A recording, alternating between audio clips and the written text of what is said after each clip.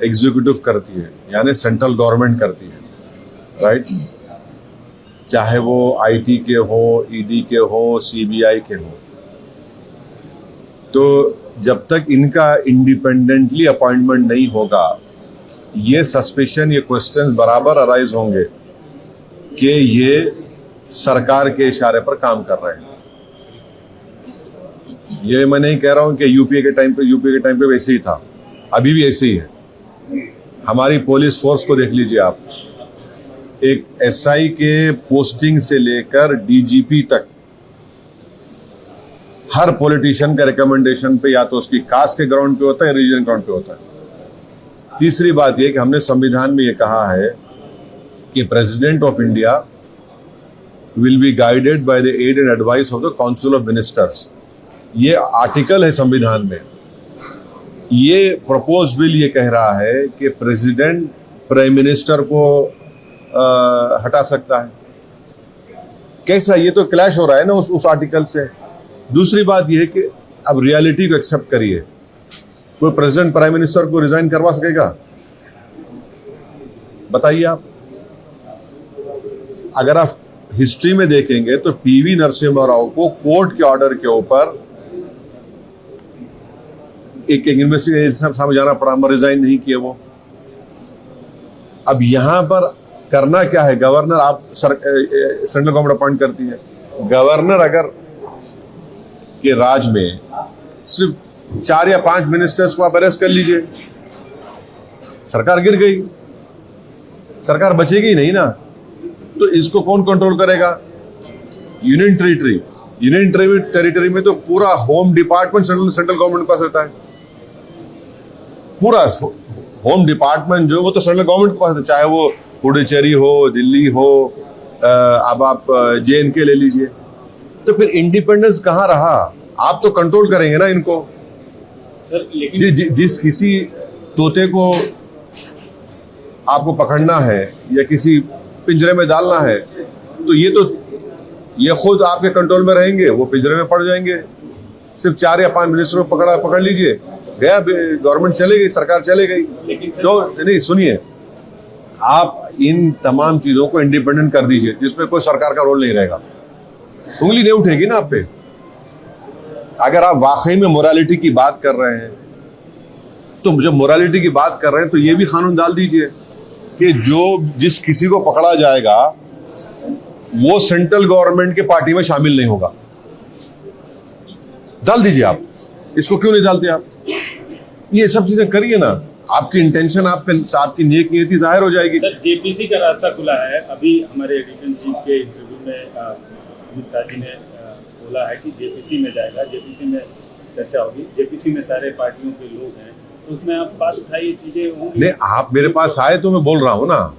Parliament में हमने ये कहा, जेपीसी में नहीं मालूम मैं मेंबर बन पाऊंगा नहीं बन पाऊंगा। स्पीकर साहब से हम रिक्वेस्ट करेंगे, हमको बनाइए, हम ये रखेंगे। मगर जेपीसी में जाएगा जरूर। वो तो लिखा हुआ था एजेंडे में कि इसको पार्लियामेंट की कमेटी को रेफर किया जाएगा। मगर ये जो हमारे एप्रीहेंशंस है, इसका क्या होगा बताइए?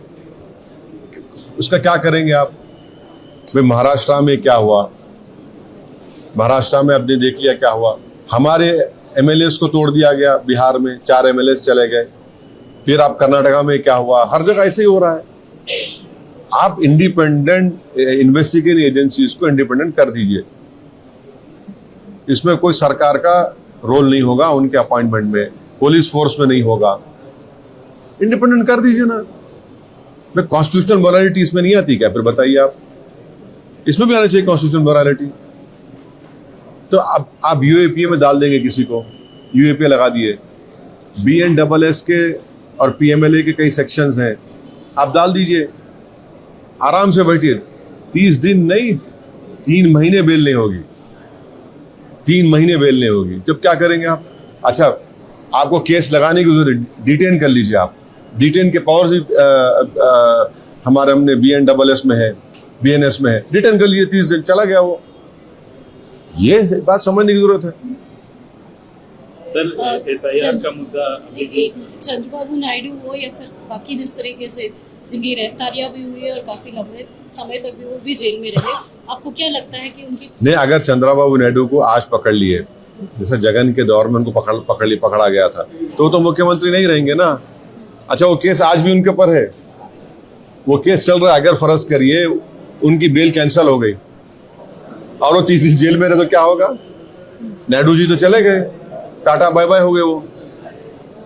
तो ये चीजें हैं ना, ये प्रैक्टिकल चीजें हैं भाई। आप ये बताइए कि कोई चीफ मिनिस्टर जनता को जवाब दे रहेगा या इन्वेस्टिगेशन एजेंसी जवाब दे रहेगा?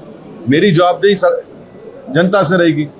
और ये theory of separation of powers का ग्रेव वायलेशन है।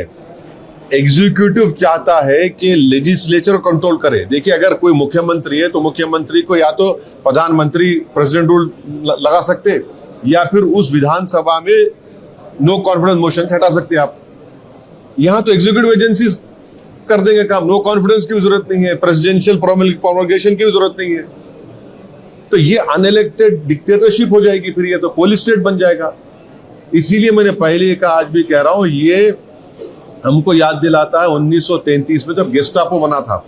पुलिस स्टेट हो जाएगा पूरा। अगर कोई मुख्यमंत्री अगर किसी अधिकारी से कहेगा कि भाई आप हमारी ये गारंटीज है, कुछ है, हमने जनता को प्रॉमिस किया, वो नहीं करेगा, बोले आप कौन होते? तो फिर मेरी जवाबदेही किसको है? चीफ मिनिस्टर और मिनिस्टर जवाबदेही जनता को नहीं चाहिए। Theory of separation of powers का वायलेशन है, ये डेमोक्रेसी को अंडरमाइन करता है। इसलिए हम इस बिल्स की मुखालिफत की। सर, एसआईआर का मुद्दा जो भी है, चुनाव बिहार में चुनाव होने वाले हैं कि पार्टी, देखिए, मीडिया ने इस बात को रिपोर्ट किया कि 2002-03 में जब 7 प्रदेशों में उस वक्त SIR election commission of India ने करवाया था, वो 243 डेज तक चला। आज का एसआईआर सिर्फ 97 डेज, आप समझ लीजिए। और दूसरा क्या है कि वो उसमें कोई सिटीजनशिप का प्रूफ नहीं पूछा गया उन लोगों को जिनका ऑलरेडी नाम वोटर लिस्ट में है। तीसरा, उसमें एपिक कार्ड को बड़ी सेंट्रलिटी दी गई थी।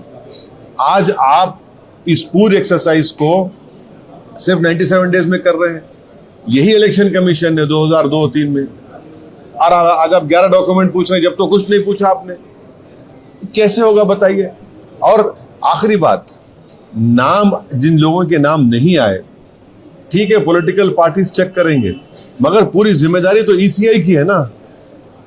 एक्सरसाइज तो ईसीआई कर रहा है।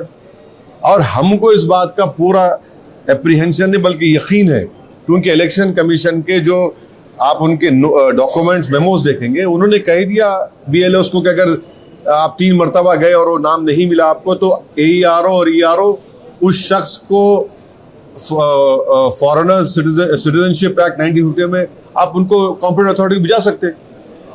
ईसीआई का कोई मैंडेट नहीं है सिटीजनशिप चेक करने का, ये तो मिनिस्ट्री होम अफेयर्स का है।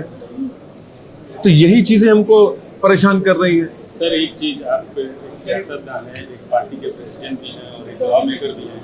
जिस तरीके से इलेक्शन कमीशन पे सवाल उठाया जा रहा है, निशाना भले ही केंद्र की सरकार है, नरेंद्र मोदी है, लेकिन जिस तरीके से इमेज को डाइल्यूट करने की कोशिश की जा रही है इलेक्शन कमीशन की, उसको आप कैसे देखते हैं? क्योंकि एक कॉन्स्टिट्यूशनल बॉडी है। और देखिए, मैं जितने आपके सवाल का जवाब दिया, मैं इलेक्शन कमीशन के सामने गया। हमारे अध्यक्ष बिहार के अख्तर रहमान साहब सुप्रीम कोर्ट में एक पिटिशनर है।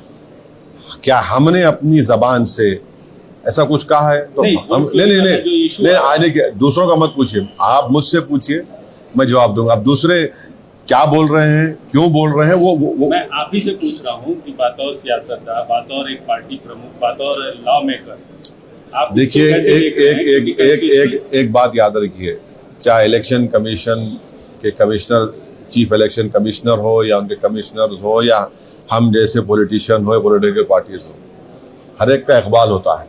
उस इकबाल को बरकरार रखने की जरूरत है। हर दो को, सिर्फ एक को नहीं, हर दो को अपने इकबाल बरकरार रखने की जरूरत है। सर, आप डिप्टी चीफ मिनिस्टर से मुलाकात की, क्या इशू था, क्या? नहीं, देखिए, वो जो अनफॉर्चुनेट हादसा हुआ जिसमें 5 लोगों की जानें चली गई, जो गणेश की मूर्ति को लेकर जा रहे थे, उसके बाद गवर्नमेंट ने ये फैसला लिया कि जितने तार हैं इलेक्ट्रिक पोल्स को निकाल देंगे। फिर हाई कोर्ट में भी गए, हाई कोर्ट का भी कोई फैसला। हमने उनसे कहा कि सर, आप उनको थोड़ा टाइम दीजिए ताकि वो उस तमाम जो अनयूज केबल्स हैं उसको निकाल देंगे और हाइट 15 फीट पर रखेंगे। तो डिप्टी सीएम ने कहा कि हमने पहले 1 साल का टाइम दिया था, इन्होंने काम नहीं किया। हमने फिर से उनसे रिक्वेस्ट किया कि आप अब ये लोग जो टाइमलाइन आप देंगे वो सब जिम्मेदार थे, उन्होंने कहा कि हम बिल्कुल उसको फॉलो करेंगे। उन्होंने ये भी कहा कि हमने मेन रोड पे लाइन्स को सही कर लिया, बाई लेन्स में और स्लम्स में हमको करना है। हमने डिप्टी सीएम साहब को बताया कि इसकी वजह से जो घर में बैठकर हमारी खवातीन महिलाएं काम करती हैं उनको बड़ी तकलीफ हो रही है, स्टूडेंट्स को तकलीफ हो रही है, ट्रेडर्स को तकलीफ हो रही है, बहुत से लोगों का कारोबार मुतासर हो रहा है। तो हमने कहा कि इन द लार्जर इंटरेस्ट, आप पब्लिक के लार्जर इंटरेस्ट में इनको एक आखिरी मर्तबा एक मौका दीजिए, टाइमलाइन दीजिए। तो उन्होंने कहा कि मैं पूछ के क्या कर सकता हूँ देखकर उस पर एक्शन लूँगा। सर जी, एक सवाल और, ये आरजेडी नेता जो है अब्दुल बारी सिद्दीकी, उनकी तरफ से एक विवादित बयान आया है कि हिंदू भाइयों को ज़्यादा समझाने की ज़रूरत नहीं है, सेक्युलरिज्म क्या है, संविधान क्या है। और उन्होंने ये भी कहा कि बड़े दुश्मन को हराने के लिए छोटे दुश्मनों को जो है एक साथ होना होगा। क्या इशारा उनकी तरफ से दिया जा रहा है छोटे दुश्मनों को एक साथ? नहीं, अब्दुल बारी साहब पिछला असेंबली चुनाव क्यों हार गए वो बता दिए ना, बिहार की जनता को बता दें। उनके खिलाफ जेडीयू का कोई यादव कैंडिडेट जीत गया था, वो क्यों हार गए, अब वो बता दें कि वो कौन उनसे दुश्मनी किया। अब ये देखिए, चुनाव लड़ रहे हैं तो कोई हम क्या, कोई ये हम पॉलिटिकल अपोनेंट्स हैं, अपोनेंट को हराना है। अब ये जो अब्दुल बारी एक सीनियर सियासतदान है, अब वही आपके सवाल का बेहतर तरीके से जवाब दे सकते हैं। उन्होंने तो एक मरतबा कह दिया था कि मैंने अपने बच्चे से कहा कि भारत को वापस मत आओ, कहा था ना उन्होंने कहा था ये बात। फिर ये भी कह रहे हैं, तो नहीं मालूम, वो बड़े अक्लमंद और पुराने सियासतदान हैं, वो आपके सवाल का अच्छे तरह जवाब दे पाएंगे। हाँ, देखिए, स्पोर्ट्समैन होना अलग अलग है, स्पोर्ट्समैन स्पिरिट भी होना चाहिए।